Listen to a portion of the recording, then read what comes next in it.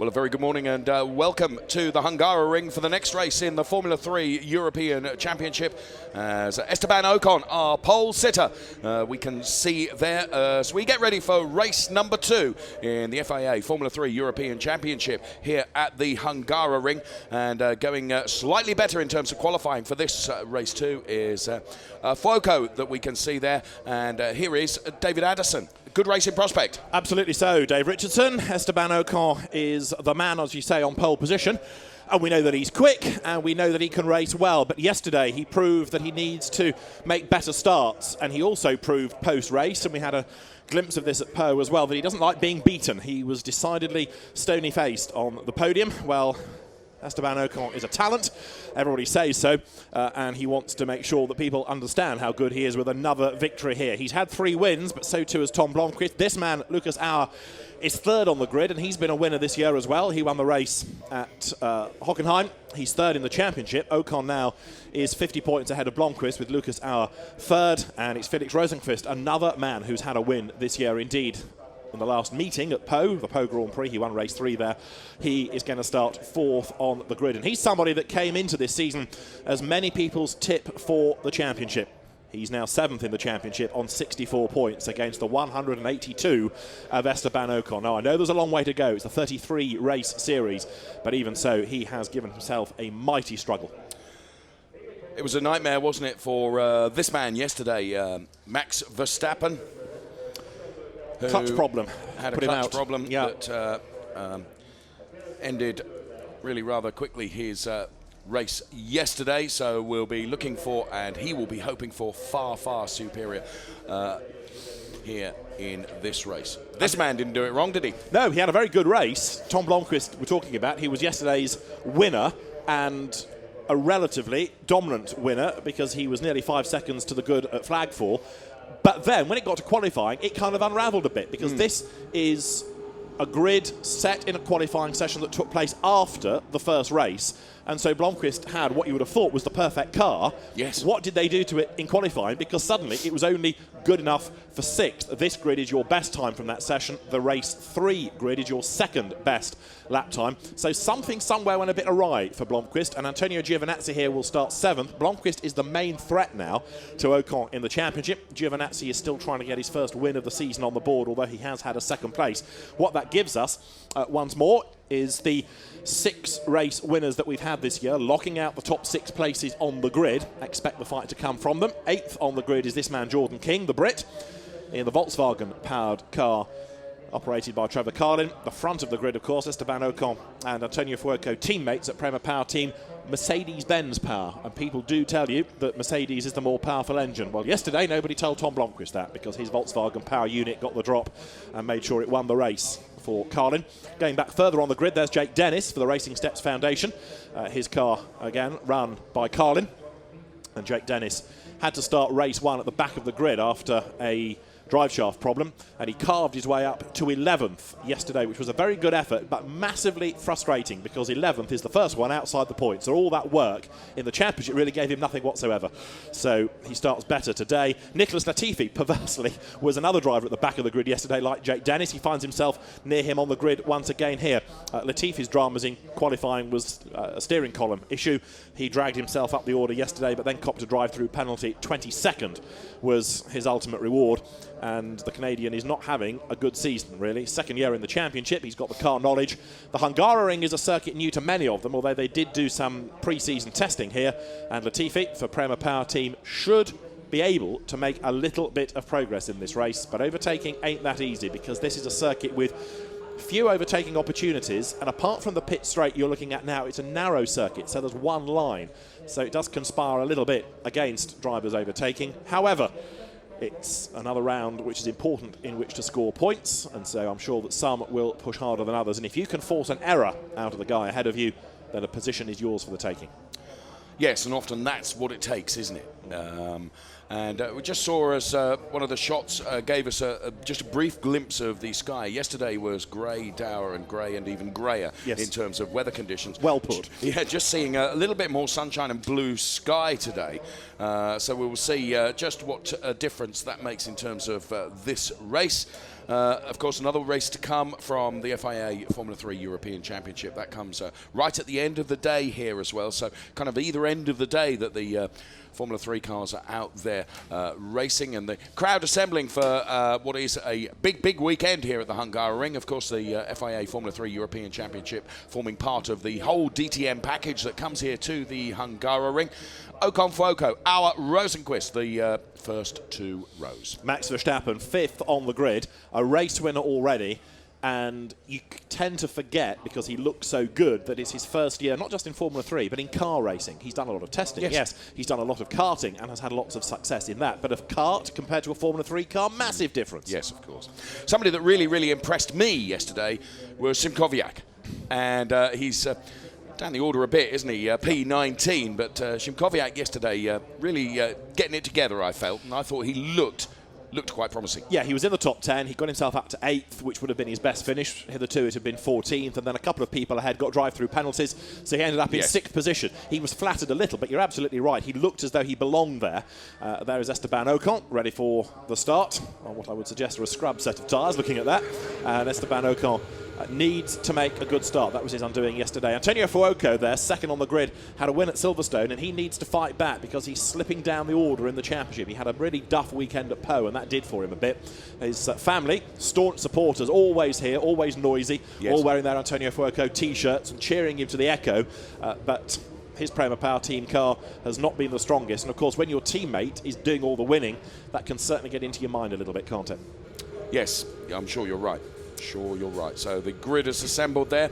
You can see the stands beginning to fill up here for what is a big day of racing for the supporters. We're about 45 minutes, I guess, from the centre of Budapest here. And there is Roy Nissany, who is starting from P13 on the grid for this, the second of the 3 FIA Formula 3 European Championship races here this weekend. It's a 21-lap race. It is round 11 of the championship. The cars are going to get 1 green flag lap now in order to put warmth into the Hankook rubber on which everybody runs. It's the same tyre for everybody. It is the same car for everybody, not by the regulation, just by market forces. Dallara is the manufacturer these days of a Formula 3 car. Others have tried, but nobody can break that domination. So it's still a Dallara effectively one-make category, but where the fascination comes to the different teams and the different engines, where you've got Mercedes taking on Volkswagen with the 2 ever-improving NBE, Neil Brown Engineering units, powering the T-Sport cars of Spike Goddard and Alex Toril. So through turn 2 come the cars, headed by Esteban Ocon. Glorious day now, it's getting warmer, the sun is breaking through, and as Dave Richardson said, the fans are starting to make their way in for a busy day of racing. Round 11 of the FIA Formula 3 European Championship. The grid headed by Esteban Ocon and Antonio Fuoco. Lucas Auer starts 3rd ahead of Felix Rosenqvist, Max Verstappen and Tom Blomqvist. 7th will be Antonio Giovinazzi, Jordan King 8th ahead of teammate Jake Dennis. And Nicholas Latifi, the Prema Power team, rounds out the top 10 in this 25-strong grid. Felix Morales is 11th for Team Westec. Gustavo Menezes for Van Amersfoort ahead of Roy Nissany and Mitch Gilbert. Then it's his teammate John Bryant Meisner.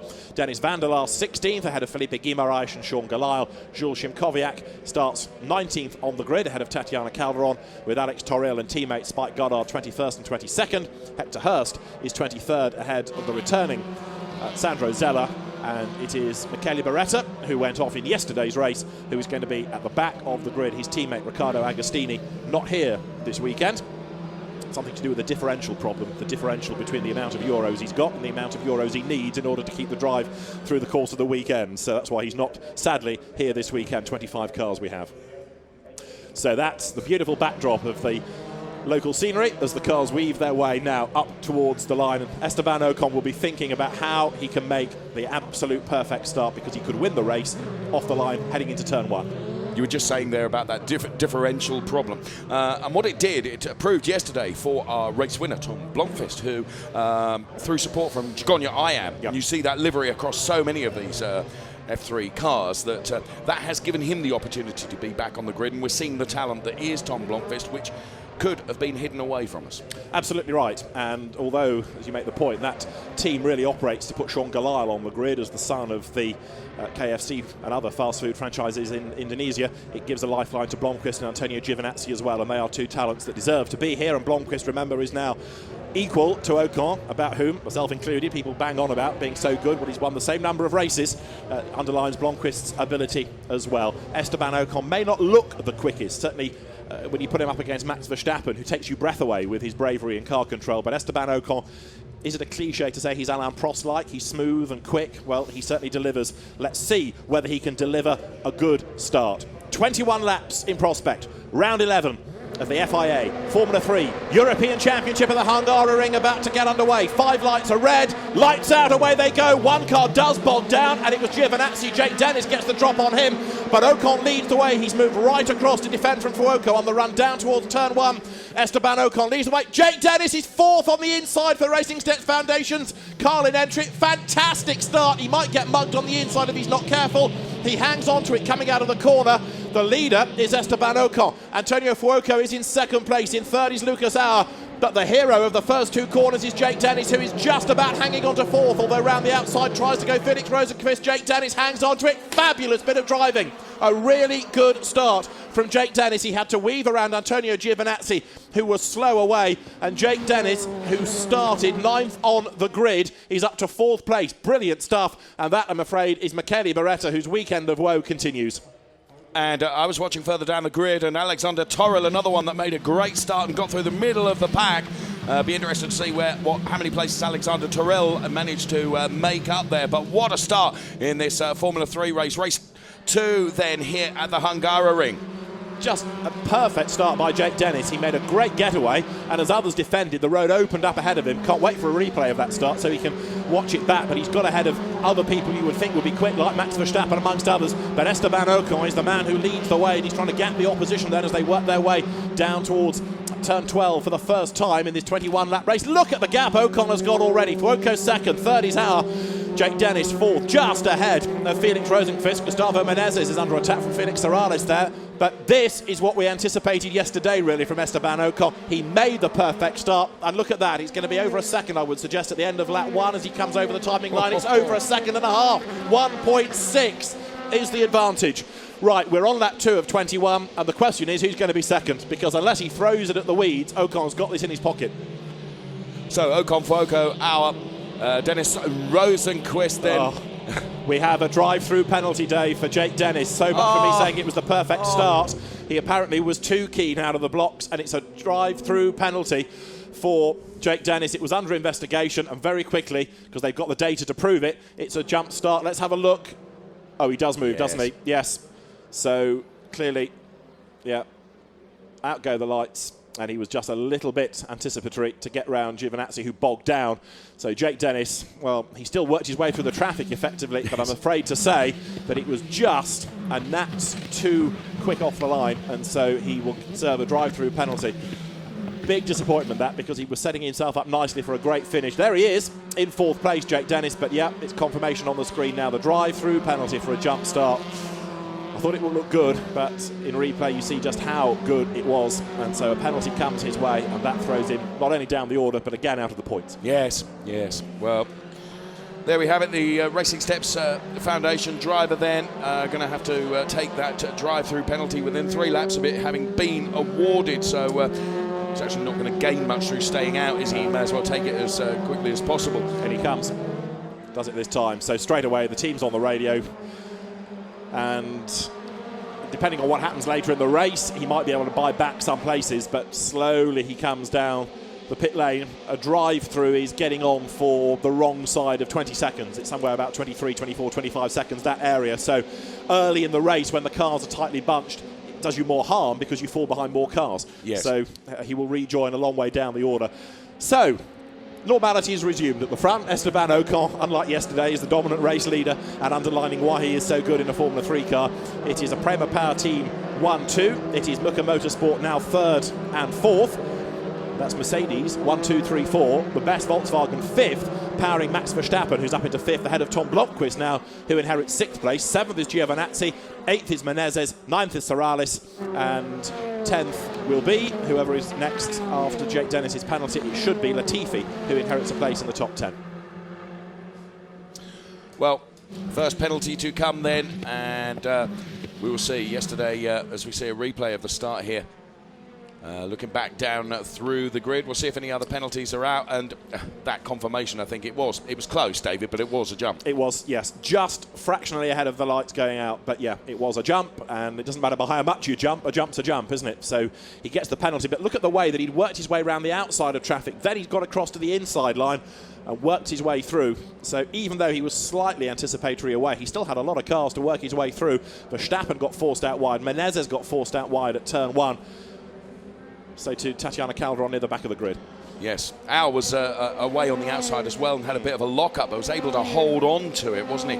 I was going on to say about that being the first penalty that we've seen yesterday. We saw a number of penalties, didn't we, for excursions over track limits, and we will see if they've learned their lesson from yesterday. To see, at the moment, there's no warnings up there to say anyone has done so, and perhaps they'll all be a little bit more disciplined today than perhaps they were yesterday. So Toril then, who I mentioned, is P17 with Roy Nassani right behind, but now the margin for Ocon is 2 seconds over Fuoco. Those drive-throughs yesterday were coming later in the race, weren't they? Because people, as you rightly say, were being warned, and this corner is one place where people do run wide and exceed track limits, but it was multiple offences that were all being added up. Yes. And then, if you like, on a totting up process with an advantage being gained as well. So the drive-throughs came. So if we are going to get those, expect to see them perhaps in the last handful of laps of the race. As you see Max Verstappen there, fending off Tom Blomqvist, who's got his teammate at Carlin in that Jagonia I Am element of the team. Antonio Giovinazzi running behind him. Max Verstappen struggling at the moment to get himself up the order, but Antonio Fuoco, I think, will be pretty pleased with this because he's got himself back near the pointy end of the grid. OK, he's not ahead of Esteban Ocon, but he's still looking at 18 points for second place if things stay as they are. Jake Dennis is in 22nd spot. His frustration levels are off the scale, but he has done, not surprisingly, given how irate he's going to be, he's done the best of anybody in the first sector, so he's certainly proving he's got the speed. He will, I'm sure, take some places back before the end of the race, but it could have been oh so much better for him. As the race leader, Esteban Ocon, is looking for win number 4 of the season. He has done 4 laps. He's 2.7 seconds ahead of teammate Fuoco. Auer is 3rd, Rosenqvist is 4th, 5th is Verstappen, 6th is Blomqvist, 7th is Giovinazzi, Menezes, Sorales and now Latifi round out the top 10.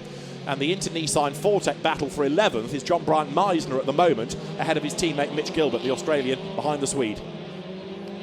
And last time around then, Ocon increasing his margin at the front by another few tenths. It's up to 2.7 now, so he's managing this absolutely perfectly. Look at that. You can see there right through your screen just how dominant the margin is now that Esteban Ocon has over Fuoco. He came out of Formula Renault, in which he was one of the stars of 2-litre Formula Renault Slicks and Wings racing last year. You've just had a graphic example from Verstappen about exceeding track limits. He was way over the white line and over the curb there onto that grass creek put down behind. So Max Verstappen proving that is still a place where people, if they carry too much car speed, will run wide. And Verstappen is down in 5th place, but Ocon, who has looked so strong, he's had a victory at every venue that we've had a complete weekend at. It looks like he's going to have one here as well because he's up front and looking dominant at the moment. He had a win at Silverstone, he was victorious at Hockenheim, he was victorious at Po. Can he score a Hungaroring win as well? And remember, for the championship, with him leading the race and main rival Blomqvist only 6th, I know it's early days in the championship, but these ability to score points and good points that Ocon has, it's all standing him in very good stead. Well, the point you mentioned there about Max Verstappen running out and exceeding those track limits already picked up by the race stewarding team, and also for Spike Goddard as well. So those are the first elements we get. It's the warning messages and repeated warnings before any penalties will come, which you're absolutely right. If any penalties do come because of the exceeding of track limits, they will be in the latter stages of this race. Just looking at Esteban Ocon's season, the worst he's done all year is 9th. 2nd, 1st, 3rd, 9th, a win, 2nd, a win, 2nd, 2nd, 2nd, and now he's on for a win. In other words, he's been in the points in every race. Yes. Exclude that one rogue race of 9th position, he's been on the podium in every race. Yes. And so when he scores big. very well. Yes. He scores big. You're absolutely right. And not only has he got the ability to win races, he's also got that consistency which others aren't proving they have at the moment. This is the battle between Serrales and Latifi. Nicholas Latifi is in 10th place, the last points-paying place, and he wants to get up ahead of the Puerto Rican driver if he can. So last time around then, Ocon had increased that margin to 3.1 seconds over Antonio Fuoco. So that is how well he is driving this race. As Latifi and Serrales then, we continue to watch this. And just a little bit ragged there from Latifi, who's in P10 at the moment. He's lost a little bit of ground, hasn't he? Of course, because he's been running in the dirty air, which compromises him. Something flapping on the wing end plate there. Now, the flaps of those wing end plates, as I understand it, they're like a composite, aren't they? There are many, many layers there, and it looks like it's just one of the layers that has come unadhered. Yes, I'm not sure that's through contact necessarily, and I don't know how much of a handicap it is going to be. So yesterday we saw Giovinazzi with a very damaged nose cone, and he was actually doing all right, improving lap times, but he was given the black and orange flag and brought in for a new nose cone. So let's have a look. There is Latifi. There you can see in super slow-mo the damage as the layers peel back, onion-like, on that front right corner. Self-applause, that almost, isn't it, as it flaps together for the Canadian in 10th place. Well, there's Esteban Ocon. There are more people in the race. They come into shot eventually with Antonio Fuoco second. Now, is he being caught by Lucas Auer? Yes. Last time through, that gap was down by 0.2 of a second. So Lucas Auer hustling on.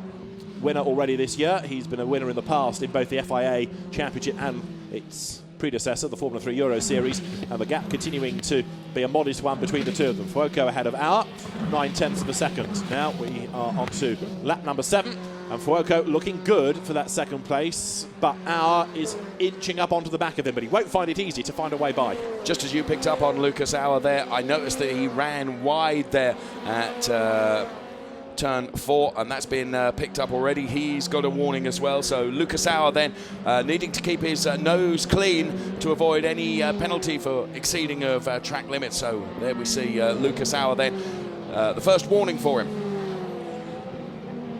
So he can't afford to rack up too many of those, but of course what that underlines as well is that he's really pushing now. Yes. Proof of that push is that he's just run a bit wide. Here he comes up over the timing line. Lucas Auer having had that win at Hockenheim. There is Esteban Ocon through.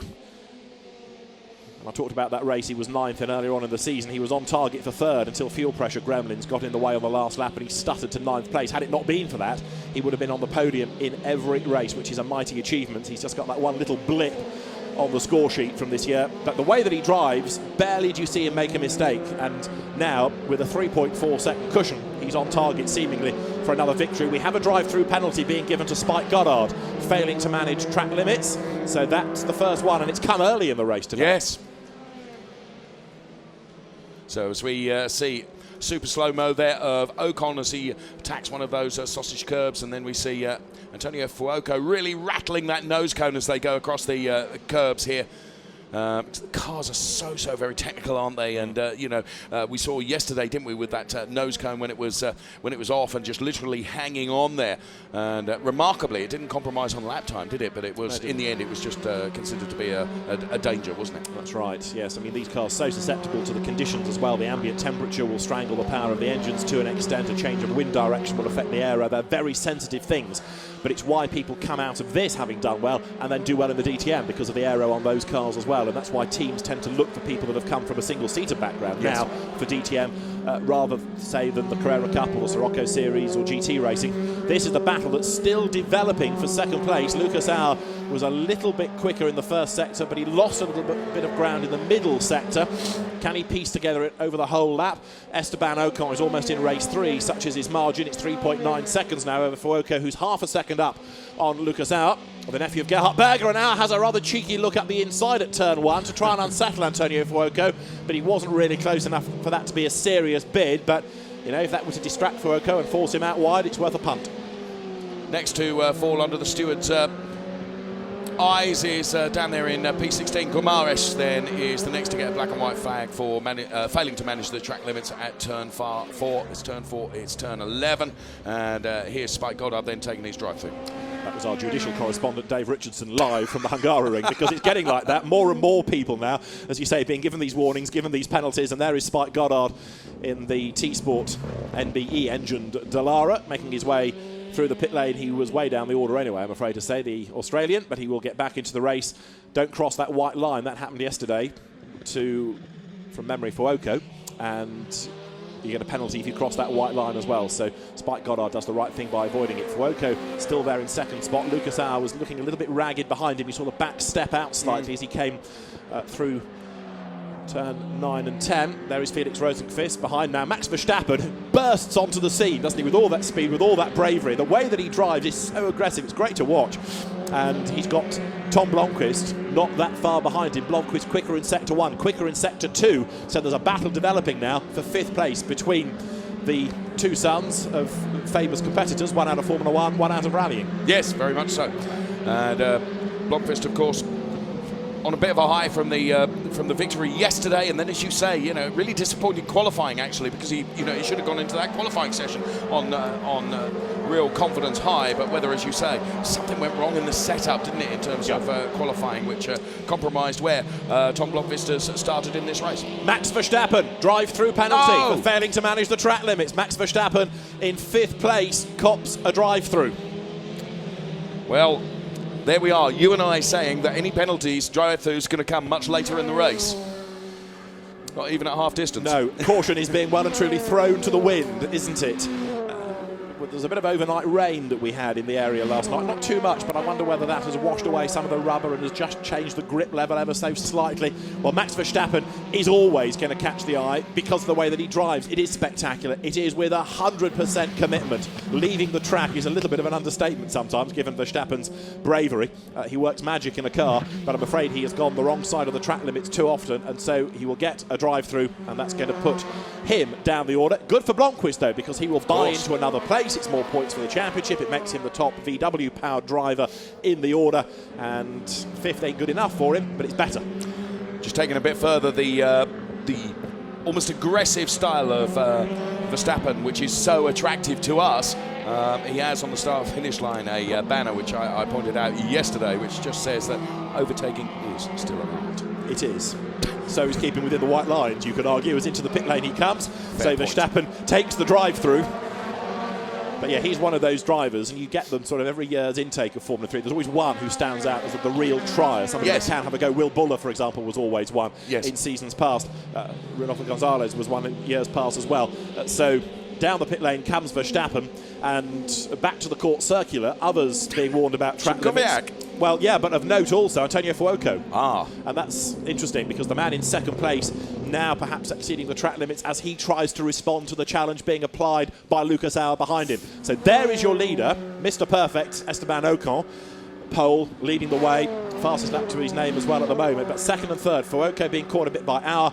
4th is Rosenqvist, there 5th Blomqvist, 6th is Giovinazzi, and behind in 7th place now is Gustavo Menezes. That would be his best finish of the season. Yes. So there we see Tom Blomqvist then in the all-yellow Chigonia I Am colours then, that have given Blomqvist the opportunity to be back out on the grid, and the back stepped out there, David.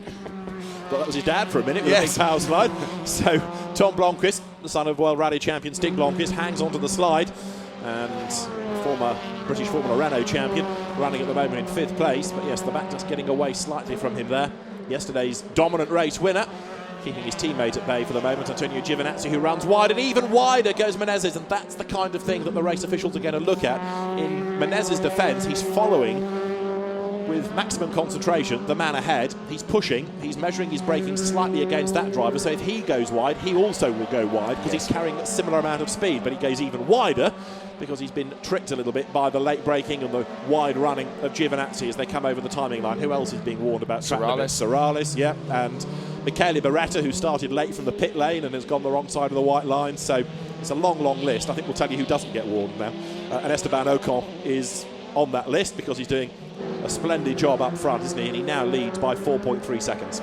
Yes, what a margin he has. Esteban Ocon 4.3 back to Antonio Fuoco. Then it is Lucas Auer, Felix Rosenqvist, and I feel, and having spoken to Felix's PR yesterday, that Rosenqvist is now beginning to feel that car a bit more. At the beginning of the season, as you mentioned, he came into this very much the favourite, didn't he? The man that was expected to do it, of course, had such run-ins last year with Raffaele Marciello, and kind of failed to deliver in the early stages of the season, but now he's beginning to get it all together. And it's make or break you, because you can't stay in Formula 3 indefinitely. Yes, you can say he's an experienced driver, but really, if you're a real star, you do 1, maybe 2 seasons in F3, and through you go into the next step up, GP3, GP2. Yeah. In the good old days, it would be perhaps into Formula 1. That's how Jenson Button did it, from Formula 3, third in the British Championship, straight into a Williams Formula 1 drive. You can't stay in junior single-seater racing indefinitely. You can't stay in the same category year after year after year. So Rosenqvist knows the pressure is on, and for every race he doesn't win and score well in, it gets more difficult to progress out of this at the end of the year. Yes, you're absolutely right. And of course, an example of elevation that we saw from last year, Danny Kvyat, who of course raced in this and had a fine showing, I recall, at the Red Bull Ring in Austria, and here we are this year, he's in Formula 1. Kimi Räikkönen was the one that really broke the mould when Sauber plucked him from Formula Renault straight into Formula 1, which was unheard of, and I think they got it right. But anyway, that was quite a few years ago now. More single-seater categories have come on since then as well.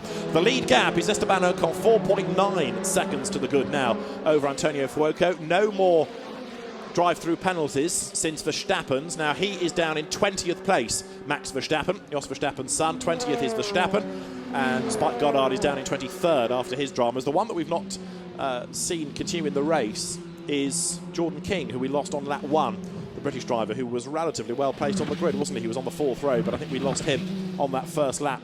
So Jordan King, sad to say, is out of the race for Carlin. So that gives us 24 cars still circulating, and Esteban Ocon continues to lead the way. He's quicker than everybody, lap after lap, sector by sector. Now for third place, Lucas Auer is starting to be caught a little bit by Rosenqvist, who took 4/10 out in the first sector. Now that might have been an error by the Austrian, or it might be Rosenqvist really on a charge. But again, he's got the problem that if he closes up, he's got to strike virtually instantly, because he can't sit in the dirty air, because it will affect the aero of his car. It will make him go slower. He's going to have to lag back to get everything back working again. Formula 3 cars, his car, if you like, now from that margin will work better than it will when it gets right up behind, yes, because it's in clean air. And so it's a frustrating situation for the drivers. If you want to pass, you have to be really brave, very opportunistic, and almost do it from quite a long way back.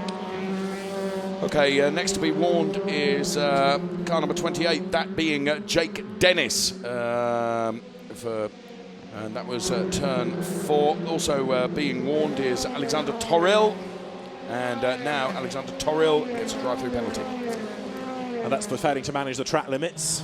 Gosh, what a surprise. And where was Toril? Because he was running relatively strongly early on in the race. In 16th place, yeah. Okay, out of the points, but midfield, really. Yes, and Toril was one of those that dived down the middle of the grid right at the very, very start, and appeared to move up a couple of places. So Toril now, the next to suffer a drive-through penalty. Sandro Zella also being warned about track limits as well. And as you say, David Addison, it'd be quicker to tell you who's not being warned and one that isn't, who's 5.5 seconds to the good, right at the front of the pack, is Ocon. And he's on lap number 14 out of the 21. It is the 11th round of the FIA Formula 3 European Championship. We're at the Hungaroring, which is warming up in temperature. The sun is coming out. Esteban Ocon is looking for what would be a 4th victory of the season. David Addison and Dave Richardson trackside, and one off coming out of the chicane. It's a Jagonia I Am car, and that possibly was Sean Galisle. Gets going, it was. Sean Galisle has a spin, thankfully avoids everybody else and avoids anything solid. But Sean Galisle just getting onto the curb, losing the back of the car, and that will cost him 3 or 4 places. This little queue went past. Roy Nissany, Tatiana Calderon have all gone by, and so that would put now Galisle down to 17th position after that spin. Felipe Guimaraes is ahead. He's going to gain one of those places back, because there, number 12, Alexander Toril, will serve a drive-through, just like his teammate Spike Goddard had to do early on in the race. So whatever is good for one is good for another. Down the pit lane comes Toril, who had a torrid time at Pau with a number of accidents, and through the pit lane he comes, gets the speed limit line, stands on the brakes. Szymkowiak now with a drive-through. So they're coming in thick and fast now. David Addison, we're on 14 of 21, and we see the Deutsche Post runner there. And their job is to run those penalties up and down the pit lane and tell the teams of them and make that official warning. They have to be signed off, and that's why you'll see those running down the pit lane. And often if we see them in the pit lane, we know something is coming, and we keep our eyes focused on the message board on our timing screen, because that tells us what that penalty is going to be. That bloke was 32 stone at the start of the season. He's done a hell of a job, I'll tell you. He never thought it was going to be like this when he signed up for it. That Sean Galisle's drama coming out of the chicane, wide over the curb. Off he goes, spins it around, and thankfully he's able to rejoin without too much time and places lost. There's Alex Torriel working his way through the dust, and he has now served that drive-through penalty. There it is for another angle, wide over the curb. A little bit of a ledge which unsettles the car. It steps down over the back of the curb, round it goes, but Galisle, fair play, kept it away from anything solid. Right, we're working lap 15 here at the Hungaroring, and Esteban Ocon dominates the race. Antonio Fuoco is there in second. And in fairness, despite anything that Lucas Auer has tried, Fuoco's always had the measure of him. He's been able to stretch that margin once again. It was down to half a second at one point. It's back up to 1.3. Lucas Auer, I think, is heading for the podium, but only for the third step. Rosenqvist, Blomqvist, Giovinazzi, Vist, 4th, 5th and 6th at the moment. Then it's Menezes, Sorales, Latifi and John Bryant Meisner to round out the top 10. The next car we expect to come through the pit lane is doing so now. Szymkowiak, there he is, who was only just outside the top 10, actually, so frustrating situation for him to be in. But anyway, rules is rules. Yes, they are.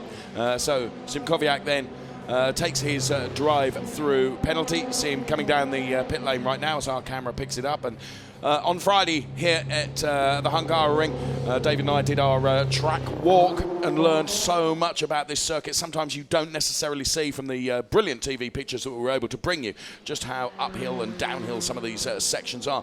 And also some of the curbs with almost like a little gully running on the inside, David, which if you get your rear wheels into that, that's going to unsettle the car. Absolutely right. It's a great circuit. The drivers love racing here. And even though it's narrow and people complain about the relative lack of overtaking, the drivers really love it because it's got this great mix of corners, it's got all the undulations, and it's one that they enjoy driving at. Yes, there is that frustration of overtaking, but if you get the perfect lap, it really is very satisfying, so drivers tell you. There is Antonio Fuoco, another of the graduates out of Formula Renault 2-litre racing into FIA F3 for this year, and he's now 6.2 seconds back from his teammate. Yes. Same car, same engine, but maybe a slightly different setup, and Esteban Ocon making the most of it. Fuoco second, so for Prema Power Team, it is a 1-2, the team that won the first year of what was the Euro Series for Ryan Briscoe, then had a few years in the doldrums as the likes of Carlin and ASM, which was the ART junior team, effectively came along and did so well. But Prema Power Team has regrouped and been successful once again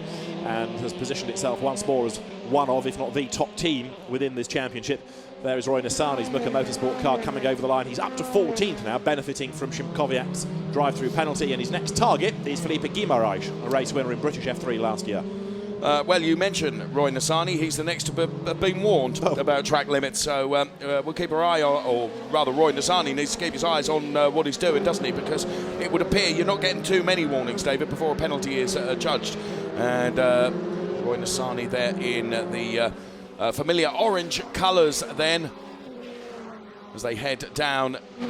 And there, that camera angle just does prove what an uphill stretch that is. And that is a very fast left-hander, and that is a part of the circuit that you do run wide, and many are exceeding the track limits. That's part of the problem, that corner. There is Ocon doing the job properly as he works his way towards the end of the lap. And Esteban Ocon then now with, at the start of this lap, as he heads towards turn 14, an advantage of 6.5 seconds. Just a faultless display. He made a good start today. He was able to duck across and defend. And the Mercedes fans cheering for a Mercedes-powered car that leads the way. He's just started his 18th out of 21 laps, and he has made it look so easy, hasn't he? Yes, he has. Yes, he has. And consistency banging in.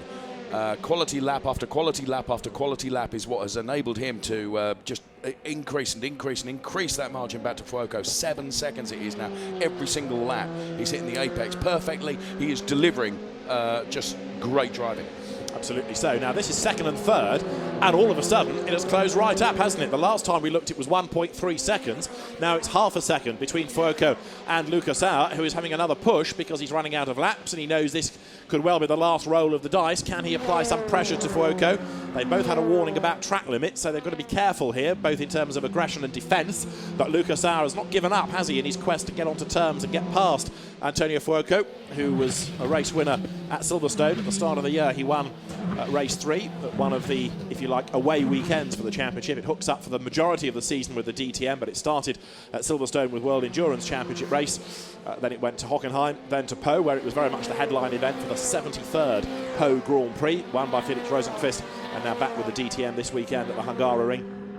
The next stop is going to be at Spa, supporting the World Touring Car Championship. So another fabulous circuit. And of course, one thing that the Championship tries to do wherever possible is give the drivers the chance to race on Formula One venues. Yes. Because that is ultimately where they want to be. This is, yes, a championship in itself, but it's also a driver training category. They want to be in Formula One. They want to be on those venues. This is one, hence the reason that they've done a lot of pre-season testing and racing now at the Hungaroring, and Spa will be another challenge relevant to their career progression. Over the line comes Fuoco. Over the line comes Lucas Auer. It's still half a second as the leader, Esteban Ocon, works lap number 19. Giovinazzi all of a sudden has woken up because in the first sector he's done the best of anybody in the race. Not quite sure how much good it's going to do him because he's still nearly a second back. You can see there the second of the yellow cars behind Tom Blomqvist. But Antonio Fuoco continues in second place. Even if he's caught, given the width of the circuit, given the fact there's one line only around here, he should still be able to defend the place. But Lucas Auer is going to try and apply that pressure and see if he can force a mistake out of Fuoco. And 1 or 2 have come this year. Well, over the remaining laps, we'll see if that does happen. 7.4 seconds Ocon has over Fuoco. Then it is Lucas Auer. And we continue to watch this as Auer does everything he possibly can to just try and force an error.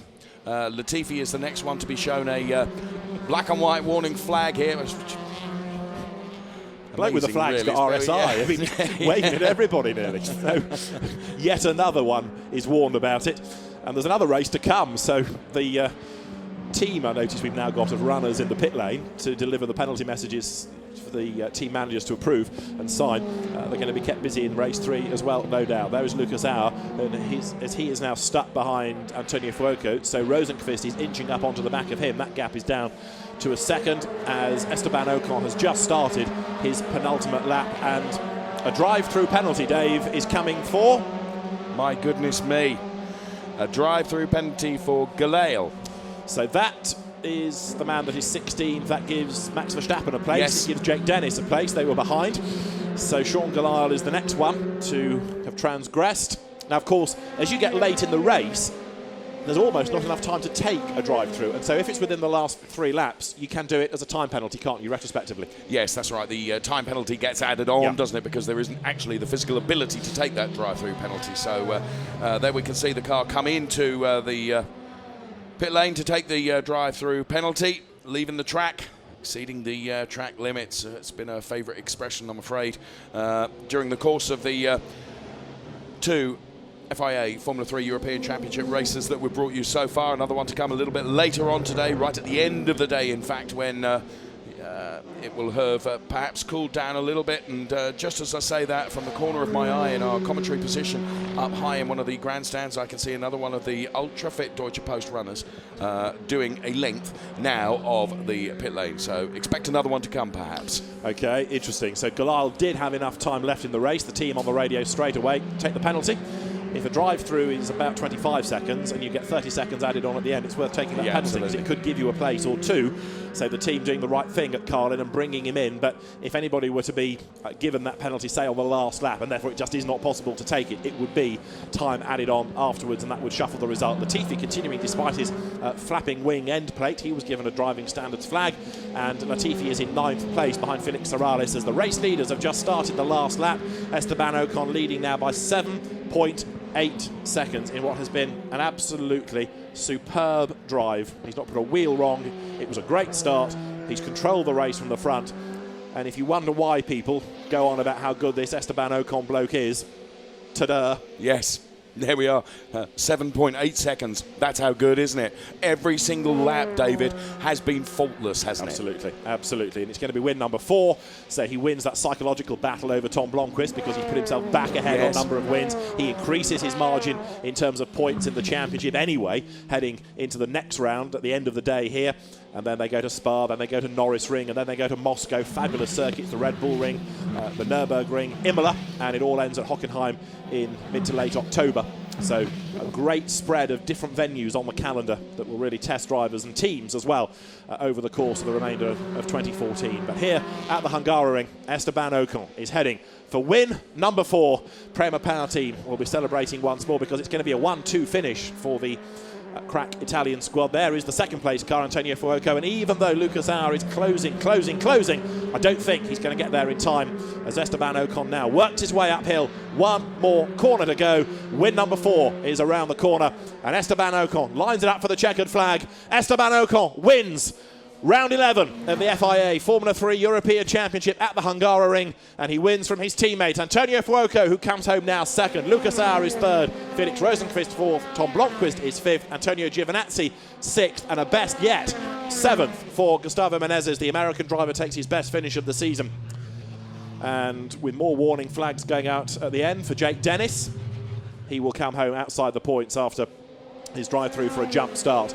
But Esteban Ocon once again has proved why there is so much fuss awarded to him this year in the championship, because he is a class act. And France has perhaps been a little bit lacking of late in Formula 1 drivers and real star drivers, but maybe Esteban Ocon is going to be somebody who, as he's already a Lotus Junior driver, gets himself into Formula 1.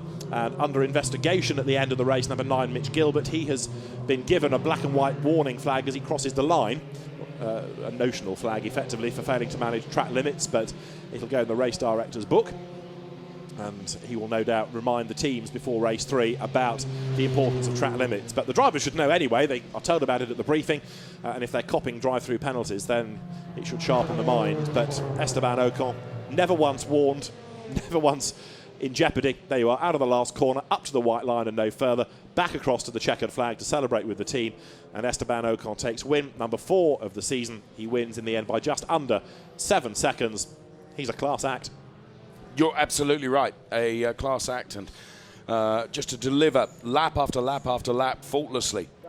Very, very good indeed from Ocon, who, well, some 7 seconds the margin. And David, the result in full. Esteban Ocon takes win number 4. Antonio Fuoco nearly 7 seconds back, and Lucas Auer good for the podium third. Felix Rosenqvist 4th ahead of Tom Blomqvist and Antonio Giovinazzi. Gustavo Menezes, his best finish in the championship, for 7th ahead of Sorales Latifi and Brandt Meisner to round out the top 10. Lower down, others of note, Max Verstappen 16th, Jake Dennis 17th after their penalties, Jules Szymkowiak 19th after his drive-through, and sad to say we lost Jordan King right at the very start of the race. A number of drivers with hard luck stories. You could argue self-induced. It was them driving the car, it was them that ran wide over the white lines to get the penalty. But the Mercedes fans here in the corporate grandstand have had a good start to the day with a 1-2 finish for Mercedes-powered cars from Prema Power Team. 3rd and 4th for Mercedes-powered cars. This was the 3rd of them, Lucas Auer for Lucas Motorsport, and he did his best to get onto terms with Antonio Fuoco. It just didn't quite happen for him. Fuoco will be relieved, I think, to have had another podium finish. He's had a pretty barren spell, particularly at Pau, where he struggled all weekend after crashing early in the weekend and losing track time. Here, he's fought back well, but irrespective of his ability, he can't at the moment do anything about this man who is on the crest of the proverbial wave. Esteban Ocon, a faultless drive, dominates the race from pole position. He takes win number 4. He increases his margin in the championship, and he continues to prove that he is going to be very hard to beat. It's a 33 race calendar, so come October and Hockenheim, when we get to those last races, we could be talking about different names, but he'd have to do a lot wrong between now and October to lose the title. You're absolutely right. What he's done, he's banked and banked and banked, hasn't he? Yes, you're right. It is a long championship. There is still the potential, the possibilities that we could be talking about other people. But what he has done, he has given himself a really good insurance policy. If he has a barren weekend, it's not the end of the world, is it? It isn't. No. He can still, he can still deliver from where he is. Ocon, Fuoco, Auer, and the reason he can deliver from where he is because of those points that he's bagged in the early stages of this season. And he has confidence in himself as well. And we've talked in both yesterday's race and at Po as well about the slightly sulky nature if he doesn't win, if he's not on the top step. Yesterday he went nowhere near the champagne, very grudgingly picked up trophies for the photographs. He's finished second in that race. He was grumpy. Yeah, absolutely right. You know, he's expecting to be winning. He believes he is the best driver out there. There's a school of thought to say he may well be, but you know, he's got that confidence in himself, and even to finish second by his high standards, that's just not satisfactory. No, and in many ways, doesn't it make him out to be you know, from a self-confidence point of view, for him having that attitude, which, you know, to be truthful, you and I thought yesterday, grumpy individual, he's taken second, you know, he should be happier up there. No, he shouldn't, because as far as he's concerned, he will win. He should win. Yeah. And therefore, anything less than that, utter disappointment to him. And it was almost as if he was completely and totally disinterested. Same thing at Po. You know, he led that second race. There was a bit of damage to the suspension of his car. He got mugged towards the end after the safety car by Tom Blomqvist, and he didn't take that well. But look at this, 207 points, plays 142 in the championship. That is a mega advantage, isn't it now? Lucas Auer third, 20 points back. I mean, Blomqvist looking moderately safe in second. Moderately, it's a relative term with 3 races of a weekend, but that's not a bad margin to have. Then it's Fuoco, Rosenqvist. Poor old Jordan King doesn't score. Giovinazzi 7th, Verstappen struggling in 8th because he is not consistent enough. He's not finishing well enough. He's not finishing often enough. Jake Dennis, Nicholas Latifi round out the top 10. Of course, Jake Dennis, like Max Verstappen, is a rookie. And don't forget, Esteban Ocon is a Formula 3 rookie. He'll be on the top step of 2 podiums here, overall and the rookie podium as well. And all these people with a year or two's experience of Formula 3 having their butts whooped by Esteban Ocon, they need to do some soul searching. Just in front of our commentary booth, which is high in one of the grandstands, which is directly opposite the podium, the Antonio Fuoco fan club, as if by magic the director picks up the camera, and that is really right in front of where we are, David Addison, and they're shouting and cheering and waving, and they've got their I have to, dare I say, that the second banner looks slightly more professionally produced than the first one, but they're everywhere, David. Wherever Fuoco goes, he is there. Yes. And they are there, I should say. They haven't had much cause to use those since Hockenheim. when they unfurled them, some moths fell out because it was a pretty barren time at Po, as I said, and it wasn't great yesterday. But Antonio Fuoco has done a good job in that race, and the middle of those trophies for the outright will be his. The F3 trophies you're looking at are for the rookie drivers, and it's good to have Antonio Fuoco back on the podium. Now, whether he's happy with second or whether he would equally prefer to be on the top step, we'll find out from his demeanour in a few moments' time, as the podium is dressed ready, and we have one more race to come. Just to the left there is Christoph Hever, who, of course, you may not know, is the organiser of the championship coordinator, and works jolly hard for the FIA Formula 3 European Championship. And what a different face we see on Esteban Ocon today. Very, very different indeed. Yes. Big difference, of course, in size between Ocon and Fuoco, isn't it? That's right, yeah. Esteban Ocon, gangly, tall French driver, and as you say, a very happy driver. As soon as they get out of the podium room, we'll have some clearer pictures off the radio camera, but there is Esteban Ocon, who, like all professional drivers, first thing he does is study the screen to see lap times, to see where the opposition was, to see where Tom Blomqvist was. And Fred Espinosa, who's the FIA's media delegate, is the guy in the spectacles chatting to his fellow countrymen and saying bravo. And Esteban Ocon, with another good drive, will make his way shortly out onto the podium. And yet again, for the top step, his 4th outright victory of the season. And the Lotus F1 team junior driver with the Mercedes-Benz engine powering his Italian Dallara-built chassis from the Italian Prema Power team is a very happy man today. And in fairness to Antonio Fuoco, big grins from him as well. But he's the man of the moment. This is the man of the championship thus far. Nobody else is stringing together a consistent enough season to challenge somebody who has got this remarkable finishing record. And as we said during the course of the race, had it not been for the fuel pressure gremlins at Hockenheim stuttering his car on the last lap down to 9th, he'd have been on the podium in every race. As it turns out, it's every race bar one. But that's a remarkable finishing rate. Well, the podium is being readied as we see some more shots of the celebrations that went on down there in Parc Fermé as the cars and drivers were brought home. That's the little area to the back of the podium then, as the drivers are prepared to go out and be atop the podium, or certainly in the case of Esteban Ocon. And can't be far away from the podium getting underway. I wouldn't have thought. Everything is done and dusted from as far as we can see, but the driver's taken on some water there, and there we get the shot of the podium ready then for the drivers to go up there, and our track announcer is there on the left-hand side, just patiently waiting for the all clear so that we can get the podium ceremony underway.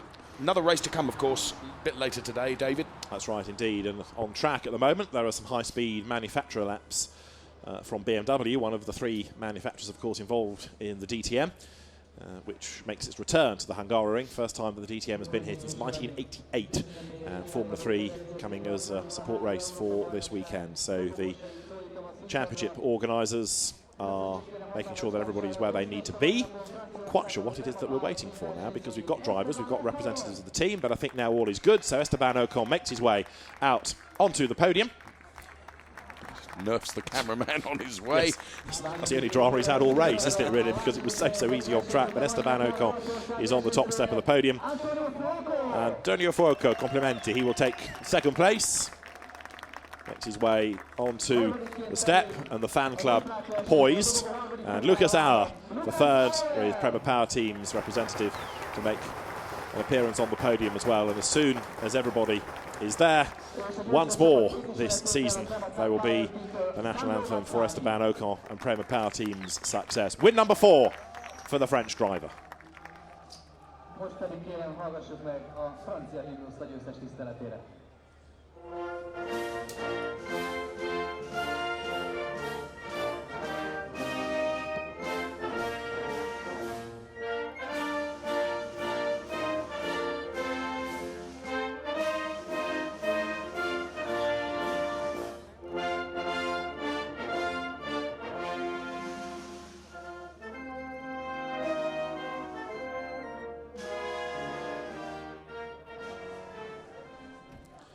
And so Esteban Ocon, as we have made the point for the last 21 laps, has been the man of the race. He has not put a wheel wrong. He is a winner here at the Hungaroring. It's his 4th victory of the season. And Lucas Auer, who has had a win this year, has been a little bit inconsistent. He's the man then who is in third, Antonio Fuoco second, and Esteban Ocon, race winner, now trophy in hand. Christoph Stucki is the man who hands over the trophy to the winning team, Prema Power Team. Hankook, the company that provides the rubber for DTM and the FIA Formula 3 European Championship. Adam Shalai, the Hungarian international soccer player, is the man handing over the trophy to Antonio Fuoco. And Lucas Auer patiently waits for Christoph Stucki to bounce back with his trophy for third place. And of course there is another podium to come when we have the rookie drivers, which once again will have Esteban Ocon at the top of it. You kind of forget he's a rookie because he is so good. Right. So the trophy's been presented then, the guys huddled together then for the photographs, and then it will be time for the Henkel Trocken to be shot out of the bottle, and Ocon will probably take part in that today, certainly didn't yesterday.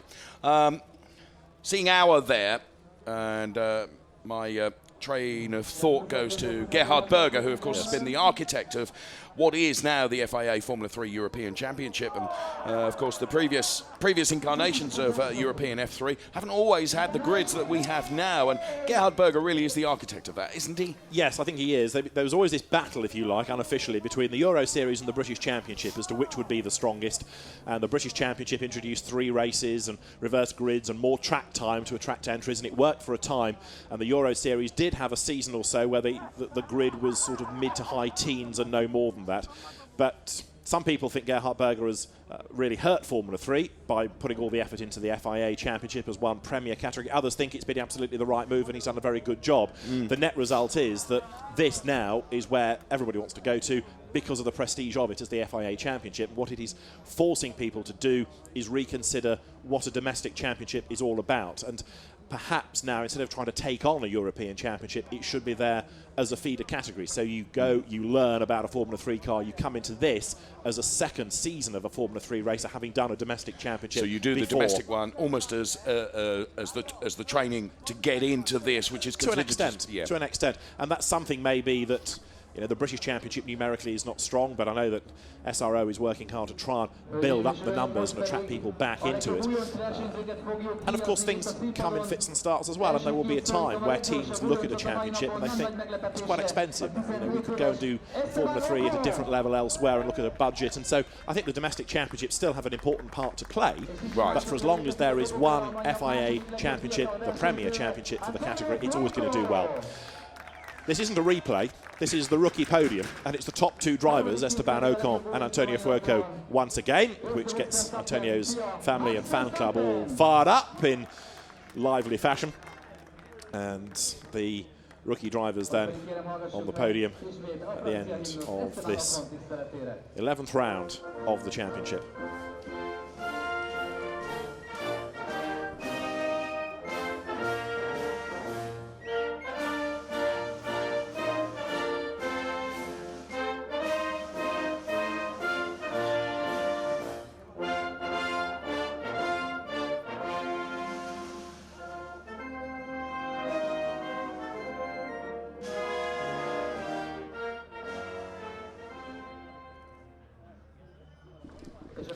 So the anthem once more for Esteban Ocon, and the drivers on the podium, with once again Adam Shalai making his way out to hand over the different trophies.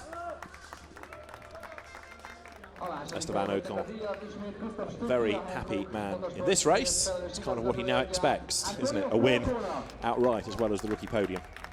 And there you've got Max Verstappen at the far end, who for third place as the rookie finished 16th overall, but it could have been so much better but for the drive-through. But again, it's that bravery we talk about, that commitment that sometimes gets him into trouble. Put him in the wall twice at Pau, gets him in strife with the race officials here. Yeah. And you made a point very early on, and because of his driving style, which we love and will endear him to a huge, huge fan base, it's always going to make sure that he is the focus of the officialdom attention as well. Yeah.